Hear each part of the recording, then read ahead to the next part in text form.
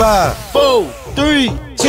Realtors, you're in the right spot. We're going to do this together. Welcome to the Leading Edge Podcast. These mentors showed me a map of success. This is the place for real estate pros like you to get better at running your business, balancing your life, and having happy clients. Do you know how powerful you are? And now your host, Eric Thompson. Hey, what's up, everyone? It's your good friend Eric Thompson on the Leading Edge Podcast. It's episode number 87. This one is called How's the Market? So you guys, first of all, thank you so much, as always, for engaging. I love it. It means the world to me. And I also want to share with you, it hit me recently that I've never done a podcast on how's the market. And I was like, what is up? I'm surprised by that. I had to go back and double check because it's something I talk about like all the time as a foundational lesson, like a foundational element to someone's business, the ability to do a really good job of answering the question, how's the market? So here we go. This is a podcast all about how's the market. I'm going to make it especially relevant to today's market. So in case you're like, oh, Eric, I've heard you talk about this before, hang in there because I'm going to share some things you probably have not heard me share before that I think are really important given the state of this market. And even if you're listening to this later, this will be relevant to whatever market that you're experiencing. Okay, so the amazing thing about our business is that people love to ask us, how's the market?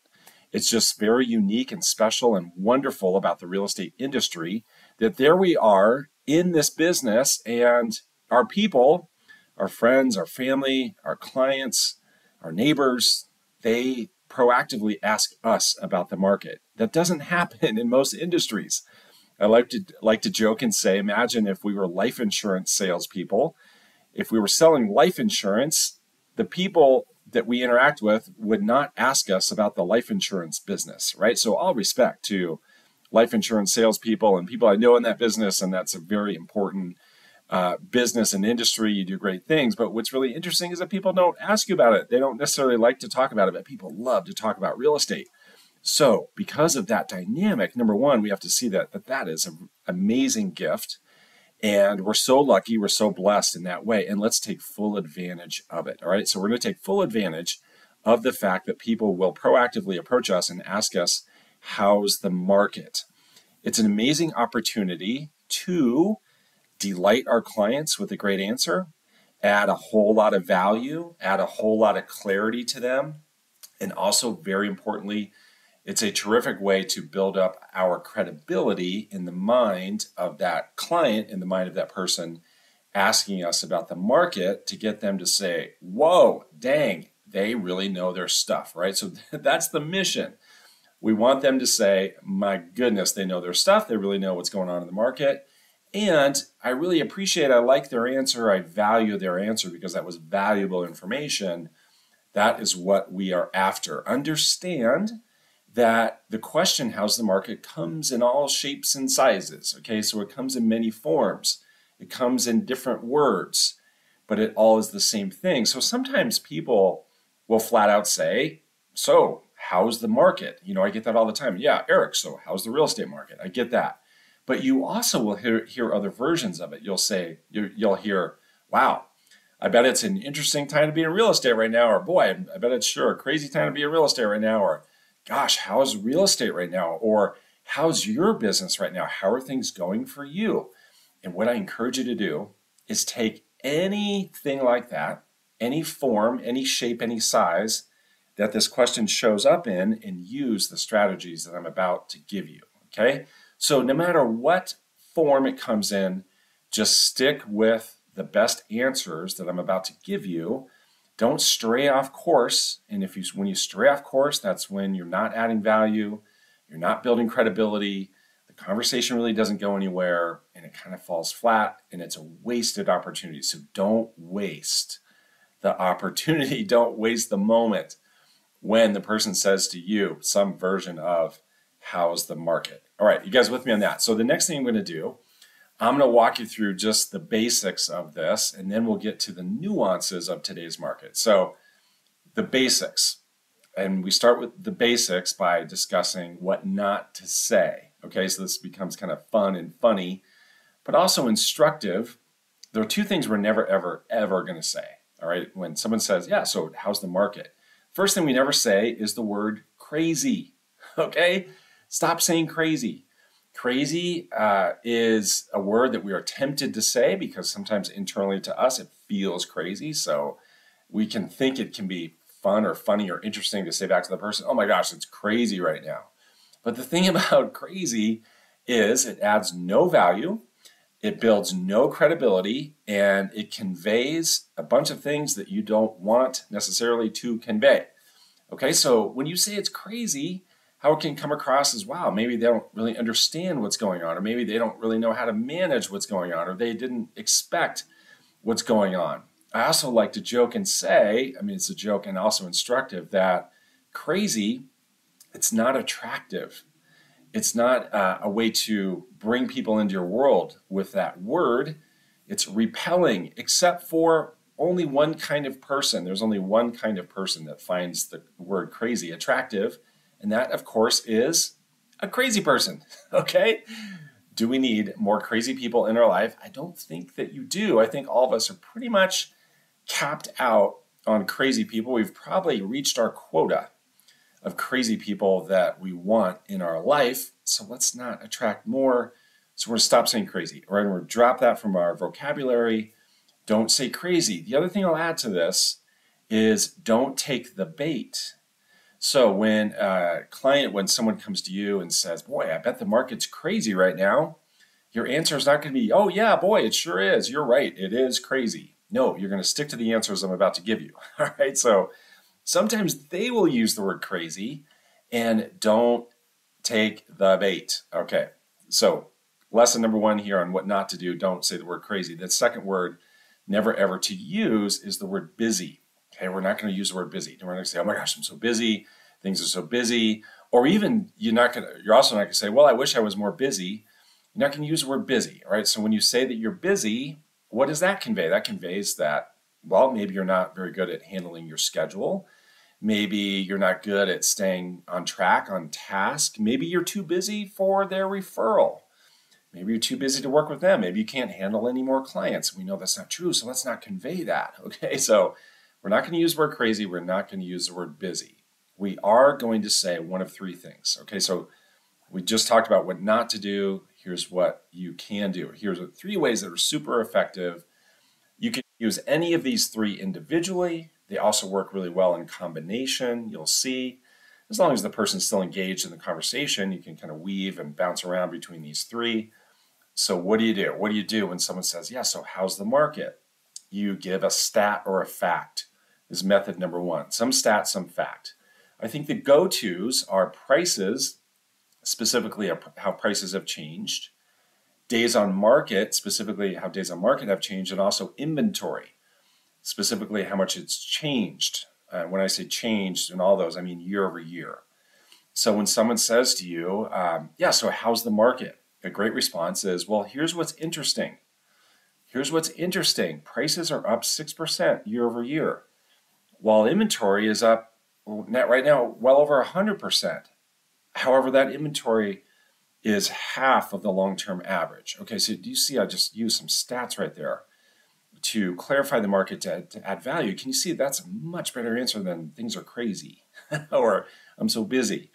Do you get that, right? So even if someone came to me and said, wow, I bet it's tough to be in real estate right now, I could still say, well, you know what's interesting is that prices are up 6% year over year. Now, that's less than what we were seeing before. That's less than the double digits. We're kind of back more to the long-term average. In inventory, while it's way up over last year, it's almost doubled, it's still only half of the long-term average. Can you see that the dynamic, like the energy of that whole conversation just totally shifted? Where I could have taken the bait, like if someone said, wow, boy, I bet it's really tough to be in real estate right now. And if I would have said, oh yeah, you're right, boy, things have really slowed down and it's tough. And like, where does that go? Like, where does that conversation go? It eventually hits a dead end, okay? Where they're either kind of feeling sorry for you or wondering if you have a lot going on or, nothing good. Where when you add value with a stat or fact, it gives potential and it gives momentum to the conversation, and you are adding value and you are building credibility as you go on. So what I encourage, what I coach everyone to do is to memorize 3 stats about the market. Just always have 3 stats ready to go. And I take it even further and I say, what would happen if you wrote those down on a piece of paper, like a sticky note, those 3 stats and facts about the market, and you put them in your pocket every morning, like you write them down, put them in your pocket, then guess what? You're ready to go. So writing it down helps you memorize. And if you get a phone call, you can pull the piece of paper out of your pocket. Gosh, even if someone asks you when you're with them face to face, you'd say, well, you know what? I was just making some notes about this. Here they are. And you could read it. Like they would not find that to be odd or weird. But bottom line, writing them down helps you to memorize. And it gets you in the mode of having these stats and facts ready to go. Okay, so that's method number 1. That's kind of your go-to. You could just stick with that one. You don't even need to use 2 and 3. Number 1 is super effective. Have a stat or a fact or a couple ready to go. The second method is to cite experts. So you would say, well, here's what the experts think about our market. Now, the reality is that the people asking about the market, they would much rather hear about what an expert thinks as opposed to just hear your opinion. Okay, that's just a hard truth. That's just a reality, right? They'd rather hear about an expert and what they think than just your opinion. Now, you give yourself permission to give your opinion once you stack up a bunch of stats and facts, and once you talk about other experts and do the third method I'm about to tell you. But what they really want to hear about is experts. So if you do have access to information or some article that you just read from an economist, we have Dr. Lawrence Yun, who's the NAR economist. You could cite him. We have the Mortgage Bankers Association. We have on and on and on, right? We have lots of different sources, things you're reading on some kind of news platform. You can use those. Okay, so that method number 2 is to cite an expert to say, well, here's what the experts say about our market. Number 3 method is to talk about opportunity. And what's very important when you talk about opportunity is to use the word we. So if someone says to you, so how's the market? You say back, well, here's what we think about the market. Here's where we think the opportunity is. We think there's a lot of opportunity in this place, in this location, in this price range, in this product type, in this new development, whatever it is. We think there's a lot of opportunity there. So this can be a really fun group exercise. So those of you in leadership management, create small discussion groups like in your sales meeting where you get your agents to talk about opportunity. Where do you think the opportunity is? Get people to talk about that. Then have everyone in the room share out as to what their answers were. Now people walk out of that room with a lot of clarity and answer to the opportunity part of this answer to the question, how's the market, all right?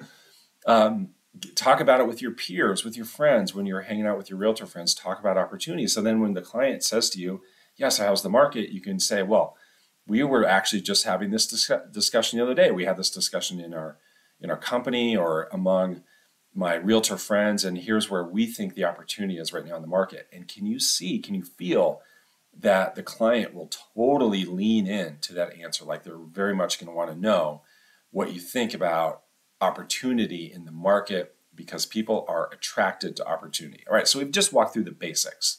2 things not to say. Never say crazy, never say busy. 3 things you can say that are super effective to add value, build credibility would be, number 1, give a stat or a fact. Number 2, talk about experts. Number 3, talk about where we think the opportunity is. Now, here's what I want to give you in terms of nuances to today's market. So today's market is slower than it has been. Transaction count is way down. We're seeing some signs that the market is picking up and thawing. However, there are 2 things I think are really important right now. I want to make sure that you start any conversation or any answer to the question, how's the market? I want you to start it with a stat or a fact, not your opinion. And you may be saying, well, this sounds a lot like what Eric was just talking about, but just understand that right now, clients are having some pretty strong opinions and beliefs and expectations about what the market may or may not do. And they're coming at you with these strong opinions. And believe me, these are smart people. Okay, I'm not suggesting that the client is not intelligent. These are highly intelligent people. And sometimes when they come at you with these very strong, very entrenched positions and beliefs and expectations, like prices are going to crash, for instance, when they come at you with that, the temptation is to debate them. The temptation, at least, is to start with your opinion, where they say, in essence, here's what I think, and you want to say back, well, I don't think that. Here's what I think. And all that does is it creates like this ping pong game between you, where you're just firing your opinions back and forth. And what I'll tell you is that that won't get you anywhere. It won't get you anywhere. It won't get you in a position to help them out. All right. It's not going to help them. Like what we want to do is help them out. So while they may be a personality who kind of enjoys the debate, ultimately there's no value added in just the debate. Okay. So again, they come at you and they say, well, I'm just going to wait around for prices to go down. And you're going to say, and you want to say back, well, that's not going to happen. It's never happened. And, things like that. And like just keeping it very like opinion based, very anecdotal based, it doesn't work. Now, what does work is to give a stat or fact. So lead all of the answers with a stat or fact. And I'm going to give you an example to make this point. I was visiting with a woman a couple of weeks ago who's in a resort market. And what's true of a lot of resort markets is that people moved there and bought property there like in droves during COVID, like big time, right? So one thing that happened during COVID is people were motivated to escape. So people who had the means were buying second homes in resort communities, and sometimes they were turning that into their primary home, right? So they're like, forget about this. I'm out of the city. I'm moving to this resort. I can telecommute. I'm going to do that. All right. So that was a pretty well-known trend. And so this woman I was talking to, who's an agent in this resort community, she said, I'm getting people asking me if those kind of people who bought for escape reasons, who are now being pulled back into the office, I'm being asked if that's going to cause a big uptick in inventory, if all at once all those people are going to sell, and there's going to be like a glut in the market. And really where that's coming from, what the reason why these people are asking, these are very opportunistic kinds of people, is they believe that's going to happen, and they believe that's going to create a glut of inventory, and they believe that's going to cause prices to come down. And so they're trying to make their point to say, you know what, I think this is going to happen. All these people bought in this resort community because they could telecommute and they could kind of live the life in the resort, but still have their job back in the city because they're just working from Zoom. But now they're being asked to come back to the office, which means that they're going to have to sell their property, and I'm just going to seize that opportunity. I'm going to totally take advantage of that. Okay. So can you see, someone who's taking that position, has that mindset, has like that entrenched belief, can you see that the temptation would be to debate them about like, no way, that's not going to happen. And I don't see that happening. And here's why.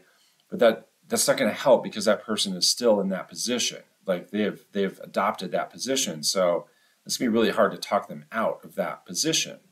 So here's what's better, right? To make this point, you want to lead with a stat, right? So here's what's better. Now she's in a market where there's 2 months of inventory, right? So you guys know that a balanced market is between 4 and 6 months of inventory. A buyer's market is 6 months plus. So a better answer in that case would be to say to that person, well, here's what's interesting.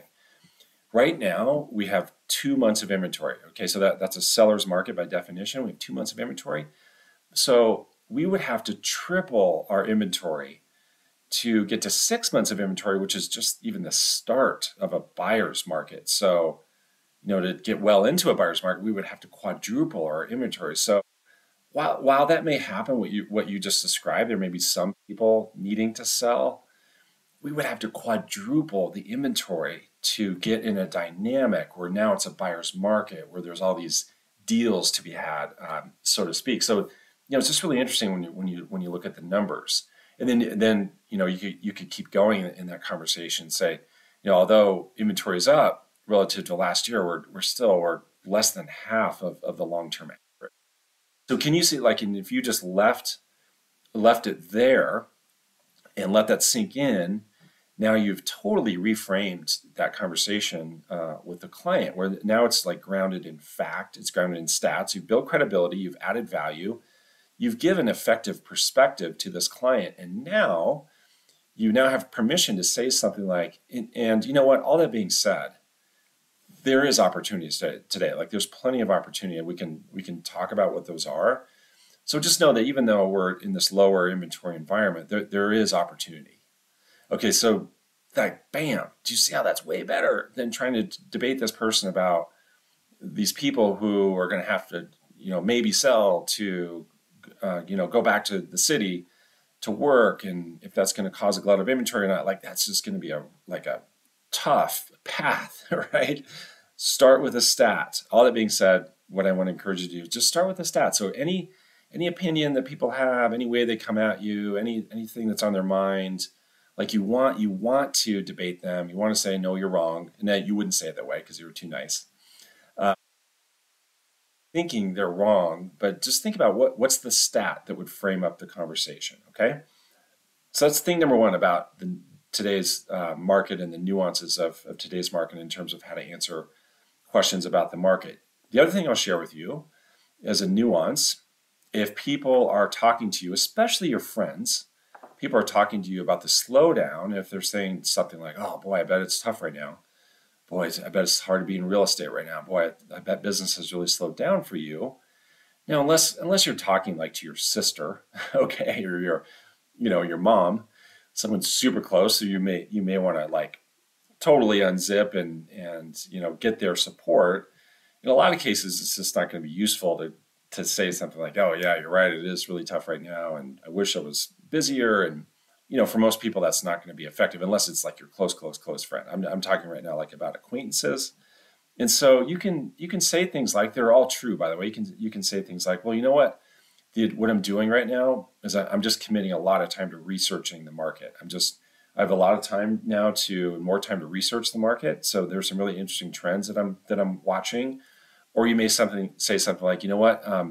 It's given me a lot of time to be out seeing a lot of properties, really previewing properties, because properties are on the market longer. It's really nice to have the time to really understand the inventory, so my buyers are like keenly aware of the opportunity and what's available to them as an option.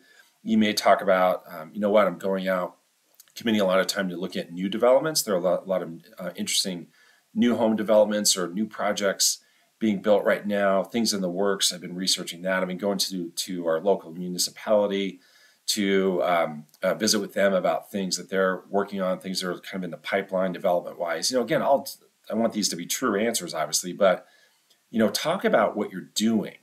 Talk about what you're doing, and that'll get them to say, that sounds like they're a pro. Regardless of what's happening in the market, they're still really active, right? Do you see that that's a better answer than, oh yeah, you're right, things are really slow? Again, unless it's your sister or your mom or someone super close to you. Okay, my friends, I hope you like this. Hope this was helpful. Again, I can't believe I haven't done a podcast on how's the market. It's such a big deal to me. So go out there, have some great answers for people who ask you about the market, add value, build credibility, delight them with your answers, and great things will happen, right? It always turns into great things when you give a great answer. So thank you as always for engaging with this podcast. I look forward to seeing you on the next one. And in the meantime, enjoy life on the leading edge. Bye.